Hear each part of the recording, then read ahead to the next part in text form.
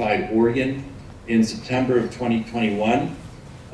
Fairly simple genetics. This was a gal-safe, which is an alpha-gal knockout pig that has been bred, so it's not a clone pig. And we studied this kidney, again, on the right side. You can see the kidney in the foreground, and you can see the thigh in the foreground. The ureter is exiting and has been cannulated, this kidney has been sewn to the femoral vessels.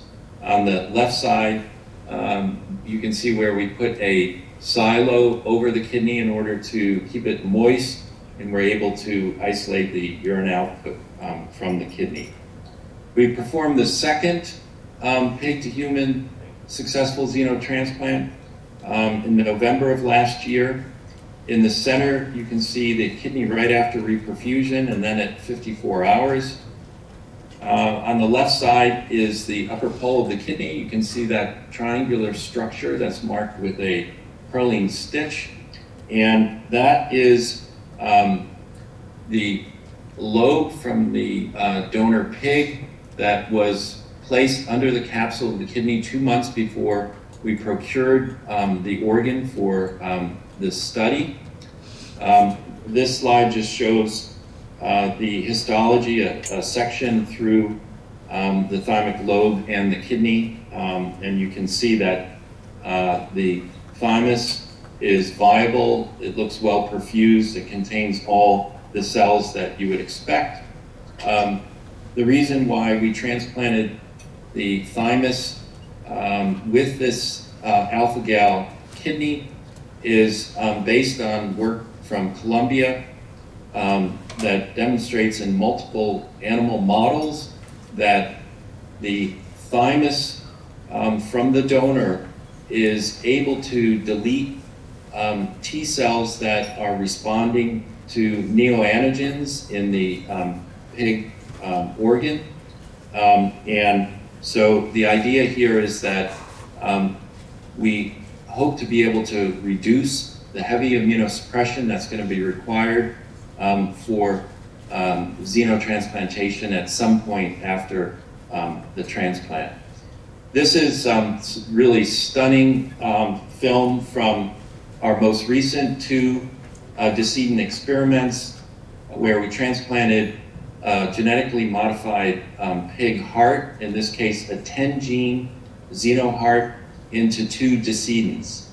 And I never thought that I would see a pig heart pounding away inside the chest of a human being in my lifetime.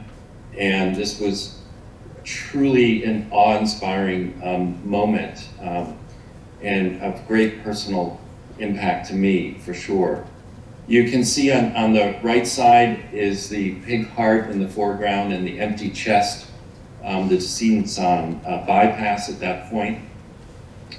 Now, the 10-gene pig that we used, and again, I'm going to focus mainly on the kidneys, but I just want to introduce this, had 3 knockouts of glycans, so alpha-gal, just like our kidney, SEMA, and beta-4-gal. SEMA and beta-4-gal make up about, together, maybe 6 to 8% of the total IgG that's directed against carbohydrates in a typical human xeno-cross match. So the vast majority of the antibody load comes from alpha-gal, about 92 to 94%. And remember that alpha-gal antibody make up 1% of the total IgG in humans. The knock-ins, there were 6 in this 10-gene pig, CD55, CD46, and CD59, which are all involved in complement-mediated injury. Thrombomodulin, which is involved in the coagulation cascade, and protein C, endothelial protein C, which has also been shown to be somewhat dysregulated in pig to primate model and is involved in inflammation as well. And then hemoxygenase, which is involved in inflammation and apoptosis. So these transgenes are the human copies that are incorporated into the pig genome of regulatory human proteins that are involved in these different pathways. And then there's a fourth knockout in this pig heart, which is the growth hormone receptor. And that's knocked out because of the observations that in the heart, the pig heart will continue to grow after transplantation in the primate model and can actually get compressed between the sternum and the spine. So now going back to our first two kidney xenotransplants, we had excellent urine output, and you can see in the red bars, so the graph on the left is the first decedent and on the right is the second. The red bars are urine output from the xenograft and the blue bars are from the Foley catheter. That vertical dotted line is when we did the transplant, so you can see what was happening in the decedent prior to the transplant and then after. And the black line is the kinetic EGFR, which doubled in both of these experiments. Now, these are the two cross matches for the kidney xenografts. The top two panels are the flow cross match. On the left is IgM and on the right is IgG. That black bar is a positive control. It's actually a veterinarian who works at the pig farm who's known as a known positive xeno cross match. And the hatched line is the first decedent and recipient, and the gray bar is the second. And I'll direct your attention to the 1:16 dilution, because that's, remember, these are carbohydrate targets, and so that is kind of the most important to look at. So the second decedent did have both IgM, a significant amount of IgM and IgG, and in the CDC crossmatch on the bottom of the screen, in recipient 2, you can see that translated into a positive CDC crossmatch at a titer of 32. So the first recipient had a negative CDC crossmatch and the second had a positive. Despite that, if you look at recipient 2's histology at 54 hours, you see very little peritubular capillaritis and glomerulitis.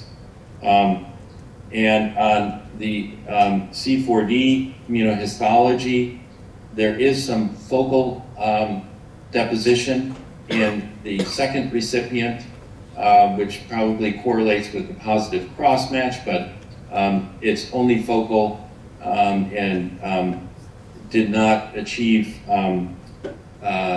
the criteria for AMR.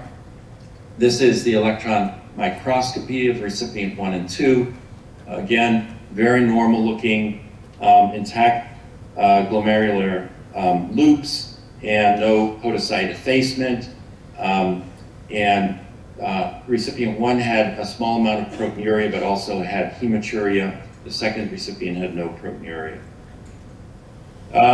Just a little more of a deep dive with Alex Lupi's group, looking at these two decedents and doing their really superb immunostaining. So you can see there is some inflammation in the glomeruli. And the 4 panels look at T cells and macrophages, B lymphocytes, and another macrophage marker. And in the second kidney, again, looking at the different phenotypes and including NK cells in this staining. And I'm sure that Alex is going to show a much more extensive cataloging of what these kidneys look like. This is really our first opportunity to see what a xenotransplant looks like in a human, and it's going to be very important what you're doing there during these 10 days or so in terms of trying to really better understand the Banff criteria for xenotransplantation. So in terms of the other things that we worry about that I mentioned earlier, the coagulation cascade and the complement cascade, if you were to hook up a pig kidney to a human that had not undergone an alpha-gal modification or edit, you would get an immediate tanking of the platelet count and a rise in the white blood cell count. And we see neither of those that you would see in a wild type in our alpha-gal knockout pig. No evidence of hyperinflammation. We looked at a number of different inflammatory proteins as well as cytokines to really try to look at this closely. And again, we do have that background of these studies being done in a brain-dead individual. And so there has been a lot of concern that there would be the brain death type of physiology and phenotype of hyperinflammation, but we did not see that in actually any of these 4 decedents. So we were really able to isolate, I think, what is coming from the xenotransplant itself. Massimo, again, has done this incredible work. I showed you the cross matches earlier. He did cross matches from one of our patients against the 3 different gene constructs. So on the left side of the graph, you can see the alpha-gal knockout, or the GTKO, and then the triple knockout, and then the 10-gene pig that, as I mentioned, has a triple knockout in addition to those transgenes. And I would really focus on the 1:16 dilution, measurements of IgM and IgG, and you can look at the median channel shift at that dilution, and you can see that there is some advantage to knocking out the additional 2 carbohydrates in terms of the cross match. But there is some price to be paid, and I'm not going to go into detail about that, but one thing I want to underscore, though, is that in contradistinction to the primate work, in humans we'll be able to perform plasmapheresis and do all the things that we know how to do to reduce preformed antibody load. We've had tremendous success with ABO incompatible transplants, and this is really almost just like that. Carbohydrate targets in both cases. So this is that same patient before and after a plasmapheresis treatment, looking at IgG and IgM to the alpha-gal knockout. And you can see a really significant decrease with even 1 plasmapheresis treatment. A word of caution, IVIG, human IVIG contains high amounts of xenoantibodies, so you have to be extremely careful about that. And this is some really nice work that Massimo has done looking at patients who have different levels of sensitization. You can see the CPRAs along the x-axis, and then the mean channel shifts on the y, and you see neat titer of 16 and 32 in the different colors. And what we're seeing here is that the strength of the cross-match does not seem to correlate with CPRA. It seems like a fairly random thing. So there's probably not as much cross-reactivity as others have described between HLA and SLA, the swine leukocyte. Now I'm going to go very quickly through some of the molecular work that's been done. Again, Alex has used nanostring assays to look at molecular phenotyping and has annotated different genes that are expressed at high levels. And some of those begin to look like an early AMR type of signature. Jeff Buca in a lab at NYU has done single-cell RNA-seq on these tissue samples from the 4 pigs. So this work I'm showing you is from the 2 kidneys, and you probably have seen this type of work before presented, and I'm just going to rapidly go through this, but you can see the different cell types that are in the kidney and the ability to isolate those cell types and then look at individual cells in terms of their gene expression. This is actually bulk RNA, and this just demonstrates that there are 3 pathways that are overexpressed in the xenograft.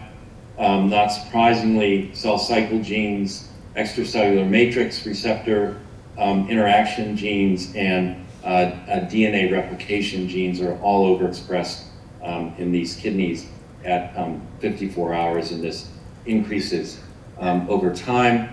Osteopontin, which is a very interesting transcript. Again, this is bulk RNA sequencing, is probably the one that stands out the most. And there are studies demonstrating that this is a really important marker for injury to the proximal tubules in particular, and might represent ischemia reperfusion and injury from the protection during cold storage. Brendan Keating is doing multi-omics on all of these decedent pig tissue. And you may have seen his work in allotransplantation, but he's looking at multi-omics at different time points and doing similar bulk RNA sequence analysis, but specifically looking at loss of function mutations throughout the genome. So he's sequenced the genome of the 4 pigs and the human recipients, so we can look at the interaction between those 2 genomes.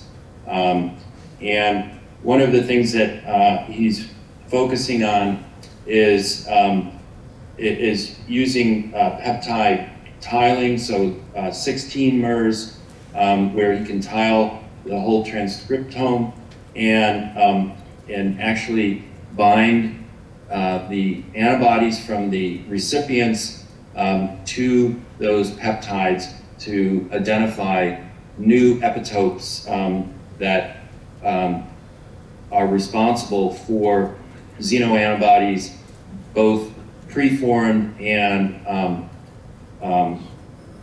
that are produced by the adaptive immune response to pigs that are not part of those 3 glycans. And so these are all the different time points that he has samples from, and he can look at each of those time points and look at the 4 recipients and the 4 donors and do this sort of interactive multi-omic analysis. This is the kind of work that was done in the Kelly twins, one who went to space for almost a year and the other who remained on Earth. And there were really clear distinctions between the 2 phenotypes in the expression of certain genes and that probably resulted from chronic hypoxia and 0 gravity. So again, this is a way of comparing using multi-omics in genomics between a small number of samples to see really significant differences that happen in the molecular signature of these individuals, and will be of great relevance, I think, in the xenographs. These are just some slides of the gross of the pig heart and also the histology. I'm not going to go into any detail here, but again, we are going to need to develop a way of classifying the xenograph histology and immunohistology. So in conclusion, we've done 4 pig-to-human xenotransplants. We found that the decedent model is better than expected in as much as there doesn't seem to be a lot of brain death artifact that we're encountering. I think these 4 decedents could have been kept on the ventilator for a much longer period of time. There's good immediate function in all the xenografts, normal physiology and hemodynamics, no evidence of coagulation, inflammation, or complement dysregulation. Alpha-gal knockout appears to be sufficient to prevent hyperacute rejection, at least in the kidney. And most cross-matches with an alpha-gal pig would not predict hyperacute rejection. And since we can modify cross-matches in humans, I think that this will be very manageable across the whole array of cross-matches. There's a lot to be learned from the adaptive immune response, and the only way we're going to get information about that is through longer-term decedent studies, which we're planning right now. And I want to thank you all for your attention. A lot of people spent a lot of time working on these projects, but I foremost want to thank the donors and their families who contributed to this research.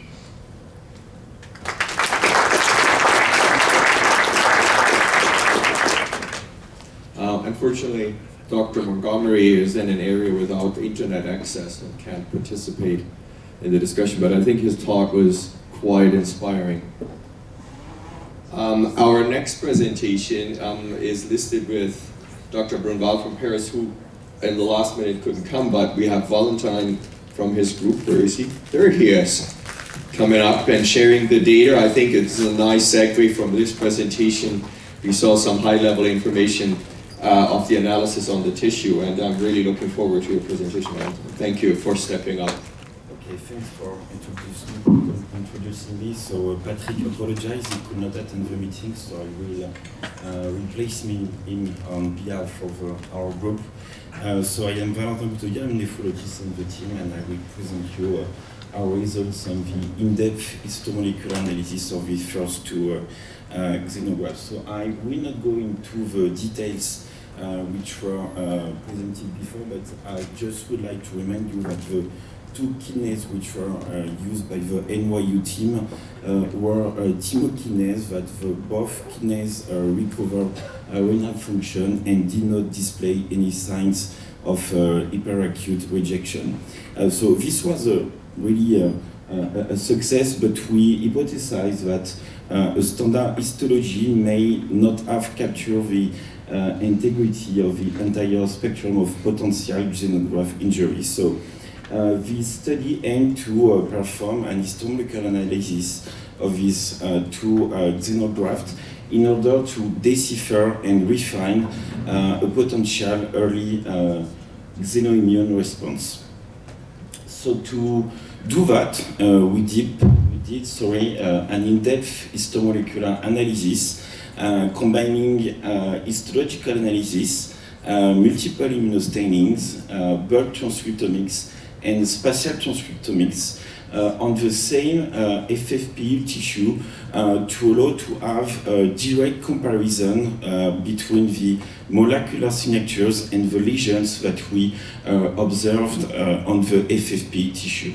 So let's start by the first steps of histological analysis and the immunostainings. Before showing to you the cases of xenografts, I just would like to show you looks like a wild-type pig kidney. So you can see that they have a normal glomeruli, a normal tubular interstitial compartment, and they do not display any signs of C4D deposition.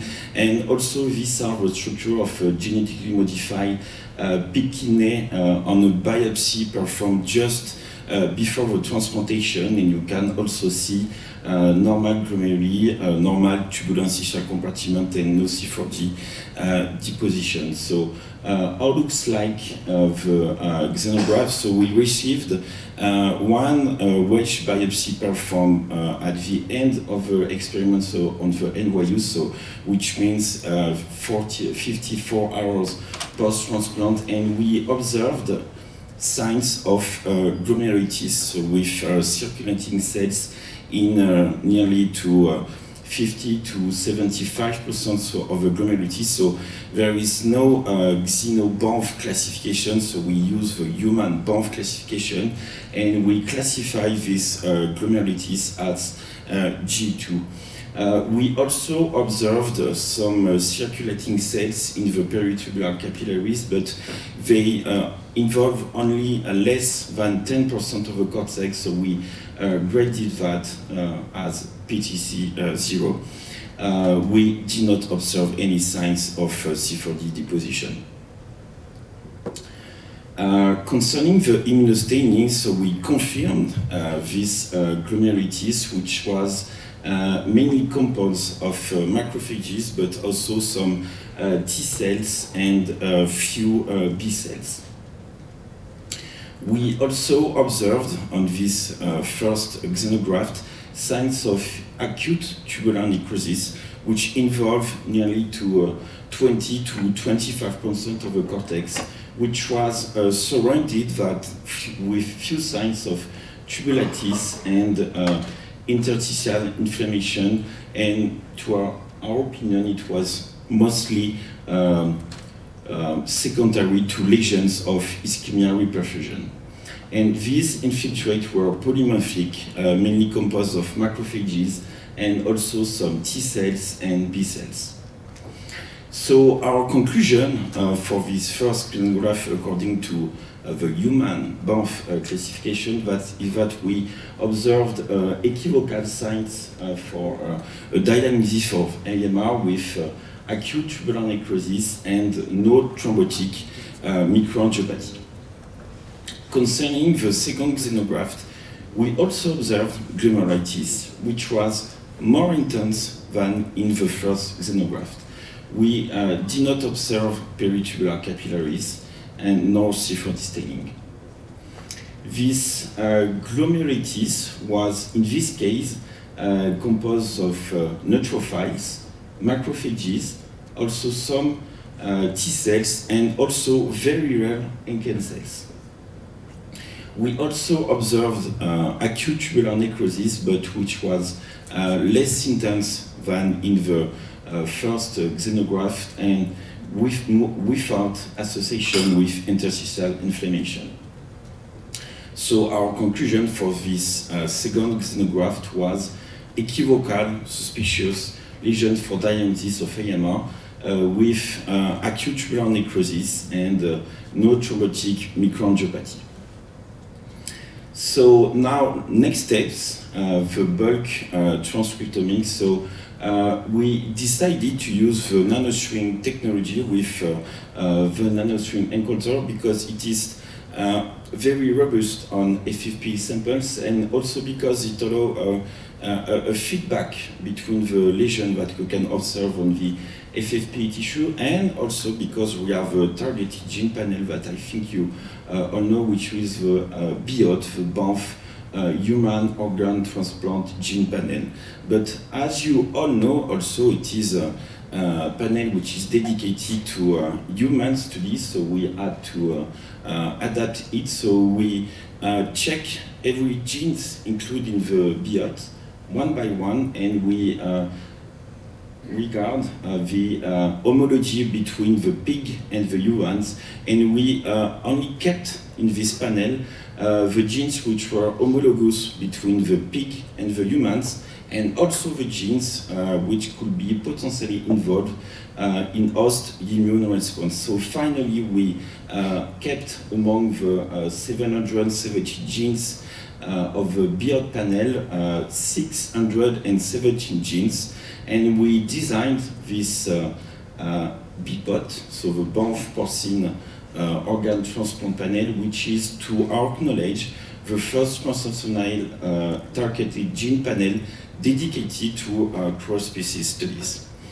And interestingly, we observed in the differentially explained genes between the pig kidney xenograft before and after transplantation a molecular signature of AMR, which with genes related to interferon gamma response and adaptive immune response with the usual suspects like 6L9, 6L10s, genes associated with monocyte macrophages, gene associated with NK cells, and also B cells. When we look at the pathway analysis from these differentially explained genes, we also confirm this molecular signature of AMR because these genes were involved in pathway of interferon responses, antigen processes cross-presentation, B cell signaling, and interleukin signaling.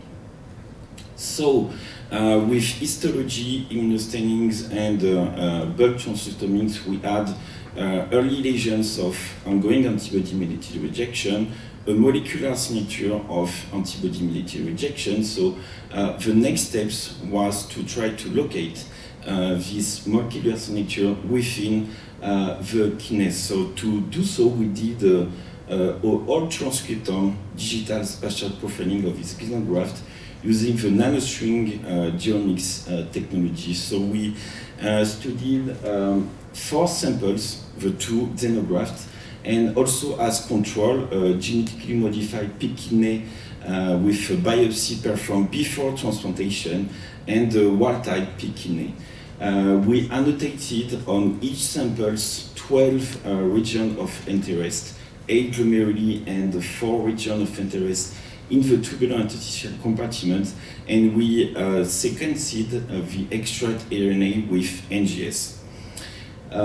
We did a cell deconvolution of this transcriptome, which means that we mapped them with a single cell atlas, not only to detect the cellular composition within the different regions of interest, but we were also able to quantify and to display the proportion of cell abundance between each region of interest. And very interestingly, we observed an enrichment of transcripts associated with macrophages in the glomeruli of a xenograft, also an enrichment of transcripts associated with monocytes, transcripts associated with NK cells, mostly in the second xenograft, as we observed by light microscopy and immunostainings, and also transcriptomics and also transcripts, associated with neutrophiles. So, in conclusion, this in-depth histomolecular analysis of these 2 first genetically modified pig kidney xenografts transplanted to human recipients reveal early signs of ongoing antibody-mediated rejection by standard histopathology, infiltration of glomeruli by macrophages, neutrophiles, and NK cells using multi-immunostainings, a molecular signature of AMR with bulk transcriptomics with an adapted BPOT panel, and an enrichment of transcripts associated with macrophages, monocytes, and NK cells, neutrophiles, in glomeruli using whole transcriptome digital spatial profiling. So obviously I did not do all this work alone, so I would like to thank our xenotransplantation team with people from our group and also the NYU group. Thanks for your attention.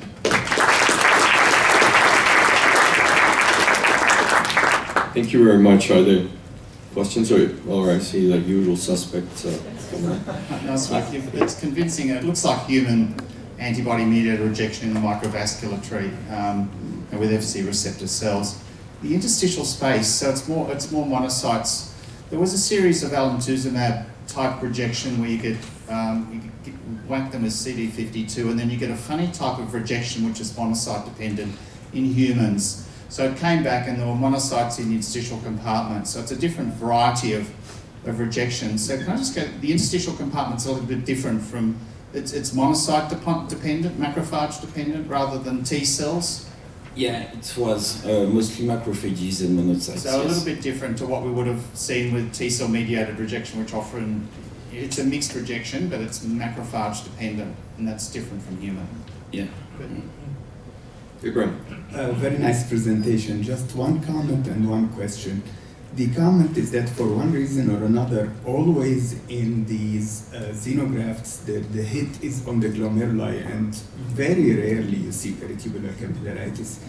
The question is that I would be maybe a little bit cautious about the glomerulitis, especially in the first case, because always in these genetically modified pigs, there is mesangial hypercellularity that I don't know why it's there. It's a background lesion.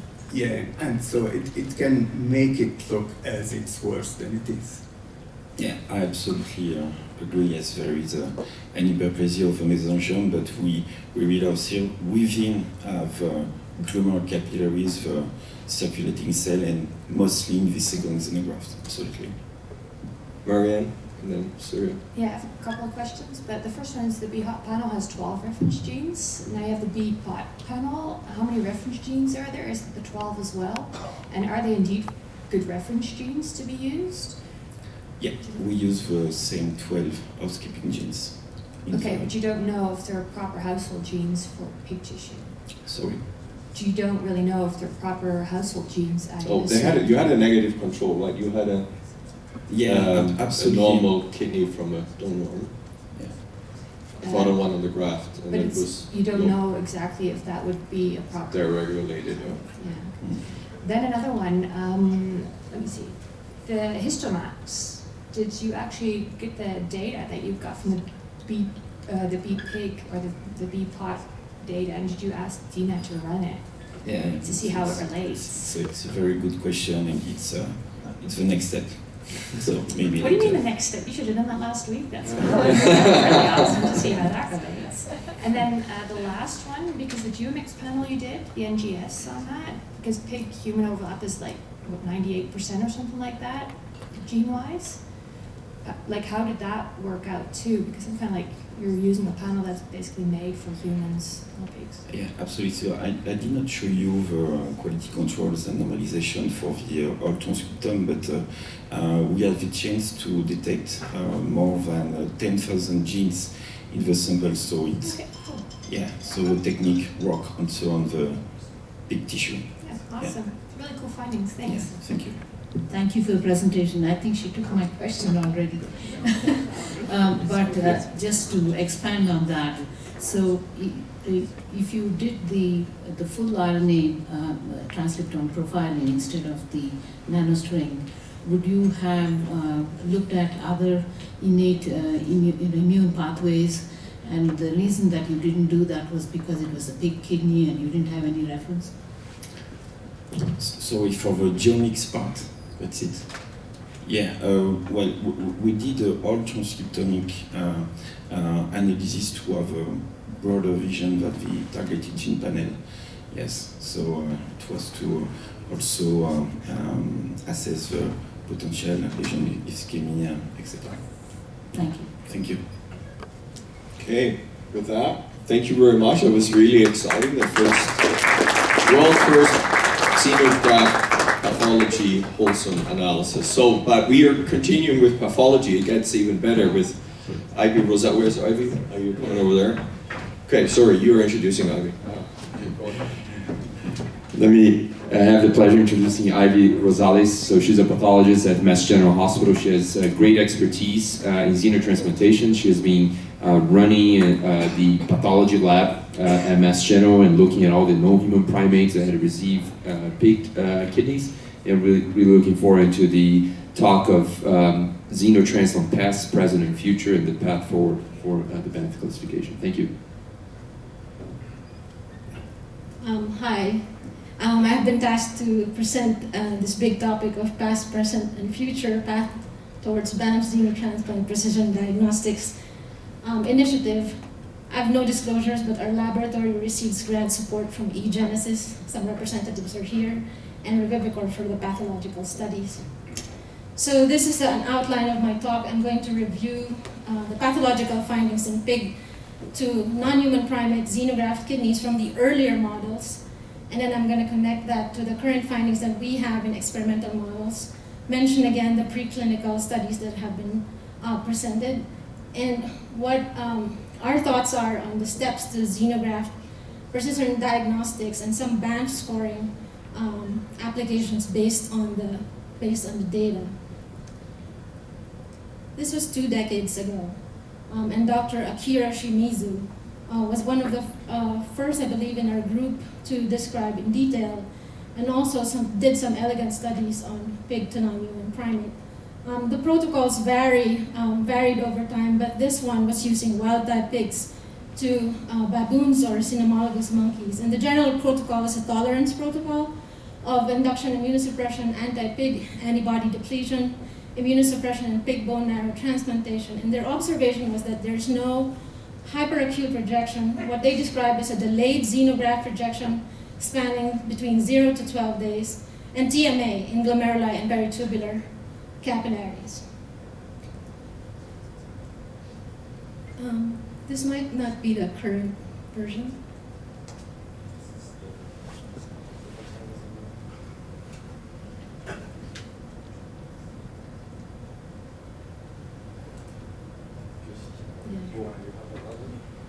Yeah. Yes. Do you want to convert with me here?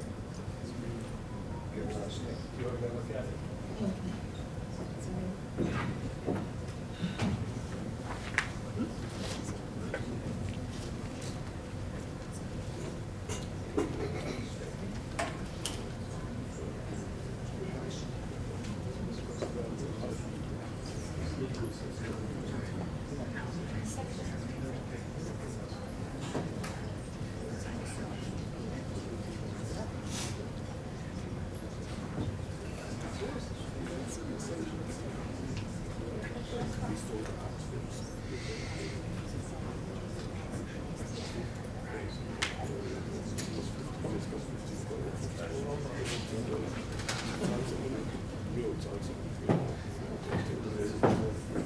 Thank you, sorry for that little glitch.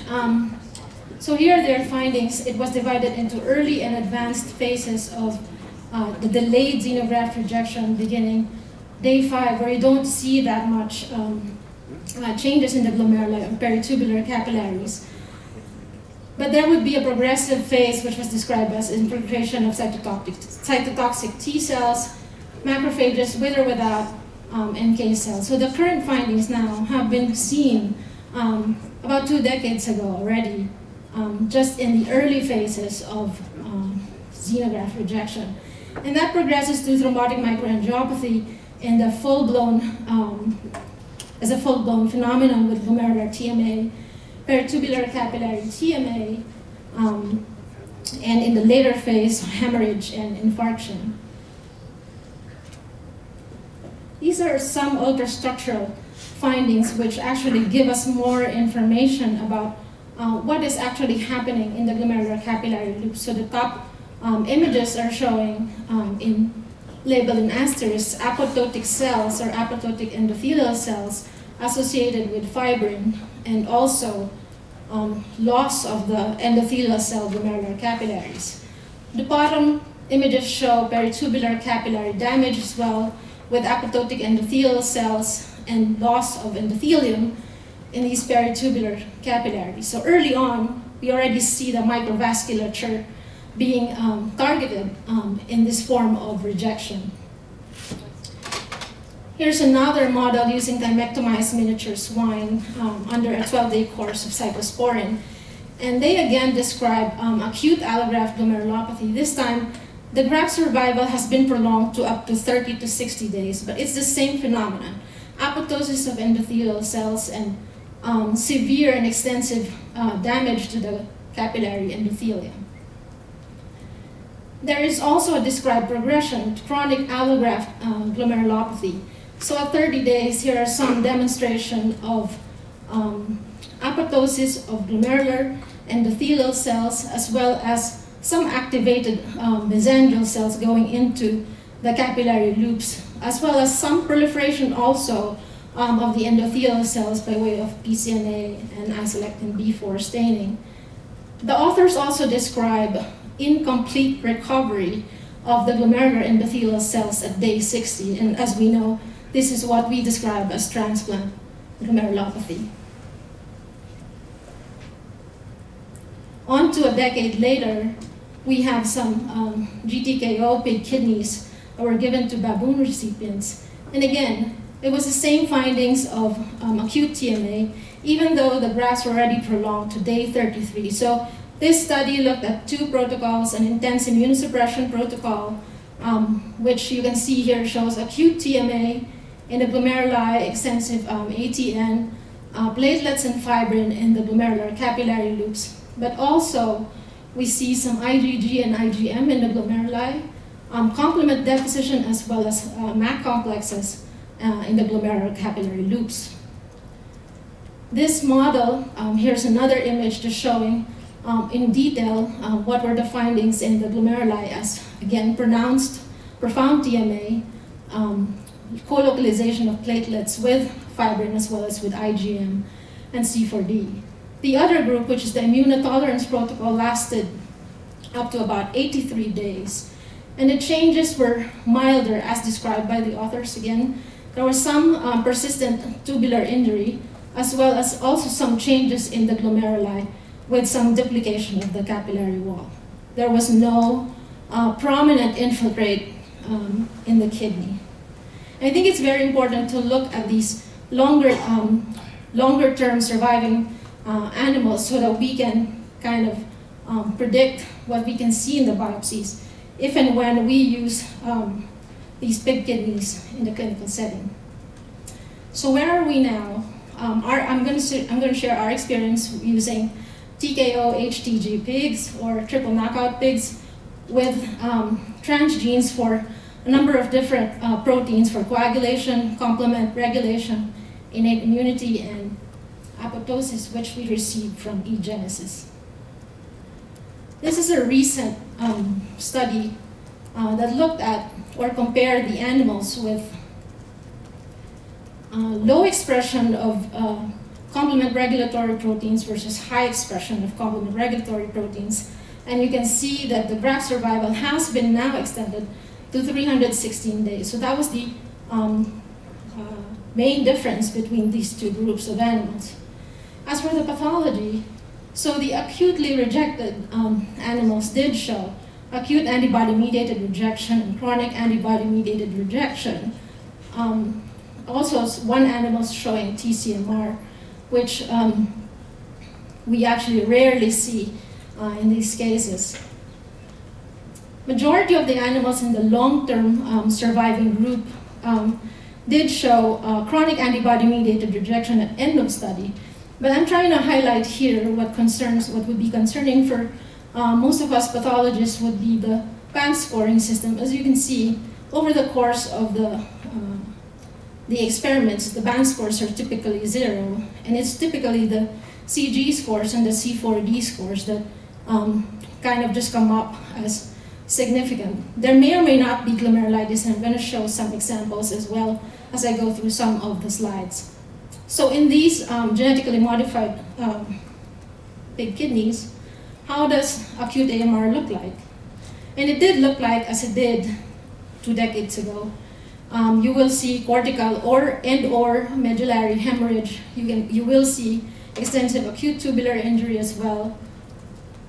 The pathologist in the room will see the 4 glomeruli in this field with varying degrees of glomerular TMA and also ATN. Here's a higher power magnification image of different degrees of glomerular TMA in the glomeruli. the less severe of which is the one on the left. And typically the TMA is characterized by fibrin thrombi and red cell fragmentation.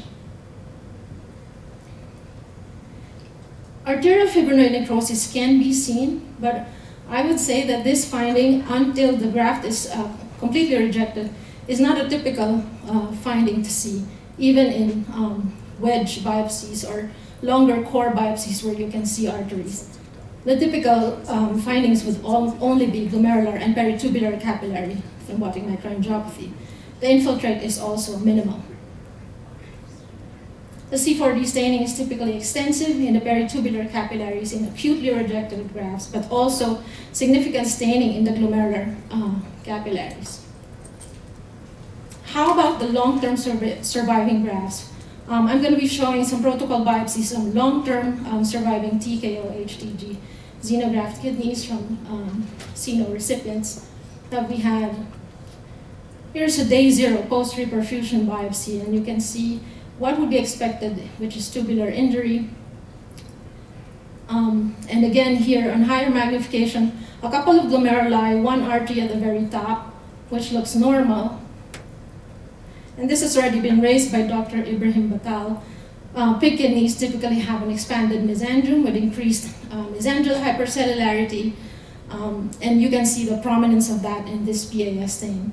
Another thing that's common in pig kidneys is that the arterioles have thicker, smooth muscle, so that care should be given when you evaluate them for TMA or for calling like a chronic TMA pattern. This is a day 60 protocol biopsy in a stable animal with a creatinine of 1. No infiltrate, as you can see. Vessels are normal. The glomeruli, however, will show transplant glomerulopathy, as you can see on the far right of the field. But the protein creatinine ratio of these animals are typically normal. Another peculiar finding that we see in these protocol biopsies is C4D deposition in the glomerular capillary walls, sometimes in the vessels or in the arteries or in the arterioles. I just showed this poster at this meeting, and this is a summary of some of the animals that we've looked at. So out of 14 recipients, for example, 7 had stable and long-term graft survival of more than 200 days. Two of the animals actually lasted for more than 500 days. And here's that table in greater detail. As you can see, again, it's the same finding that over time, unless the animal is about to go into graft failure, you can see that most of the scores, including glomerulitis, is 0. And that the CG scores are the ones that are isolated and are persistent over time. We observed this transplant glomerulopathy as early as 50 to 60 days post-transplant with C4D deposition primarily in glomeruli and arterial endothelium, and typically absent in peritubular capillaries. There's no evidence of acute TMA in any of the larger or microvasculature, and there's no evidence of a cellular infiltrate or chronic tubulointerstitial injury. These are really remarkable findings in the non-human primate recipients, which I think we should take note of as we think about evaluating these grafts in the future. These are some examples of these animals. The first 2 columns show actually the animals which have lasted for more than 500 days. And as I pointed out, the only finding is transplant glomerulopathy and C4D deposition, which is primarily in the glomeruli. And occasionally, as I said, in the arteries and arterioles. Just to highlight, this is the animal at one of our animals at 502 days post-transplant. Normal protein creatinine ratio, the platelets also are normal, as is the creatinine. And as I speak, it's at 680 days post-transplant today. So to summarize the findings in the pig to non-human primate recipients, for the short-term surviving grafts, acute TMA is typically concurrent with the findings of acute AMR. It remains to be a struggle in terms of understanding the pathogenesis here. Common features of acute AMR in xenografts are as follows, as I've already mentioned: an extensive interstitial hemorrhage both in the cortex and medulla. And typically these animals would have high anti-pig antibody titers. For the long-term surviving grafts, there is transplant glomerulopathy and C4D deposition, mainly in glomeruli and the large vessels. And this leads us to kind of reflect of what this may mean in the xenograft. Could this mean an antibody interaction with the graft, but not necessarily AMR? Or as mentioned earlier also, is this a similar phenomenon to C4D deposition and ABO incompatible grafts? And typically these animals also have very low or no anti-pig antibody titers. These papers have already been mentioned earlier, but I just wanted to point out the pathology that was seen in these studies. So the first study that was done by Alabama showed these findings in the publication, that the graft lasted for about 3 days with acute TMA as a finding in day 1, with somehow some resolution at day 3, and some segmental glomerular endothelial swelling at the explant. The C4D has remained negative throughout, and with no significant glomerular or extraglomerular staining at all time points. This is the other study that's already been mentioned earlier, and as was published in the paper, they report no microvascular infiltrates. The C4D was negative in one recipient, was focally positive in the other, and a normal glomerular ultrastructure.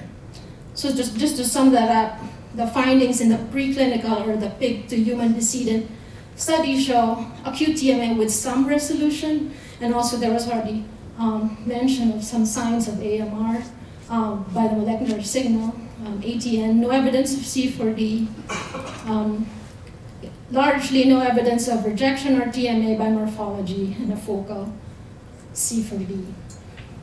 So I guess the points that I wanted to make are a little basic, but I think very important in the analysis of these xenograft samples, especially at the preclinical level, that routine protocols for allograft kidney biopsies must be followed in terms of performing light microscopy, immunofluorescence, and EM. And also some suggestions on how to evaluate the biopsies by way of the Banff scoring. Are we able to grade, for example, glomerular TMA in terms of severity and extent? We must consider, I think, C4D scoring the glomeruli and the arterial staining. Other glomerular markers for TMA or endothelial activation may also be used. And I think this was also somehow mentioned, some optimization and standardization for anti-pig antibody testing is definitely needed. The previous presentation already showed the importance of bulk mRNA analysis in our group is also going to try to do that with some pig-specific RNA probes. Spatial molecular profiling may also be, as you can see, show some promise in trying to understand the pathogenesis, especially in the microvasculature in the xenografts. I mean, somehow I imagine some sort of addition to the Banff scoring system just to evaluate or just take note of thrombi and their extent in the biopsy. In our experience, one glomerular thrombus in a protocol biopsy or indication biopsy in an animal often translates to graft failure in about a week. C4D scoring in glomeruli and the arteries, we don't know the meaning of this yet, but I think it's good to be able to record what we see over time, especially as we do more of these biopsies. I am immensely grateful to my mentor, Dr. Robert Colvin, and our collaborators from the Department of Surgery, Dr. Kawai, Dr. Katz from eGenesis, and of the members of that group. Thank you.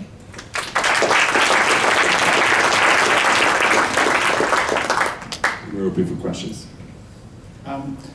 The immunohistochemistry is interesting. You've got glomerular C4D, and the peritubular capillary negative. That's C4D negative, even though your glomeruli are lighting up, and you've got tons and tons of it. So I'd counsel that, yes, we should do IF, that's most sensitive, but we should do paraffin section with IHC because the stains are quite different. You'll have endogenous staining in the vessels in immunofluorescence because the elastin's autofluorescent. And so in our hands, we actually like paraffin, and that's nice. You see the glomeruli and that you've got clean backgrounds. Thank you. Yeah, we will consider those, of course. Hi, Abby. Beautiful pictures as always. A little more information about the TMA. Do you see evidence of an activated platelet component? Is there more of a fibrin thrombi picture, or is it more just simply kind of a chronic endothelial injury pattern? So for the acute, the short-term surviving grafts, we did not evaluate for those, but I think early signs of those for the long-term surviving grafts with this persistent transplant glomerulopathy would be important. So we have a lot to do on that long-term surviving graft aspect. Thank you. Thank you. Did you do EM on the more long-term, and did you see any changes, particularly in the peritubular capillaries, since there was, since late there was no C4D staining, and there seemed to be less pathology in the PTCs, at least active pathology. Did you see PTC basement membrane multilayer? So yeah, I have the same answer as earlier. That's pending. That was the same comment also from Dr. Cohen when he saw all these results. We have not done EMs on the protocol biopsies. We only did EM on the rejected grafts, which wasn't very useful because it was just extensive TMA.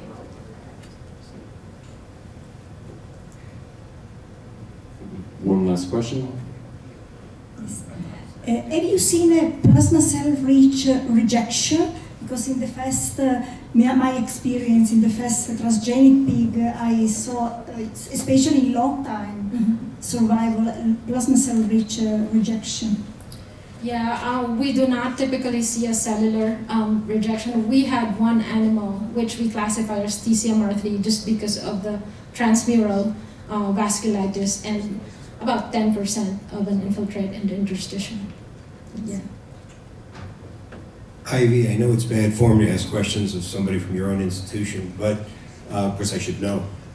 What do you do about Banff criteria in the setting of infection or unknown infection? So if you have circulating virus or whatever, because the Banff criteria notably exclude that and say we don't know, it's an added criterion.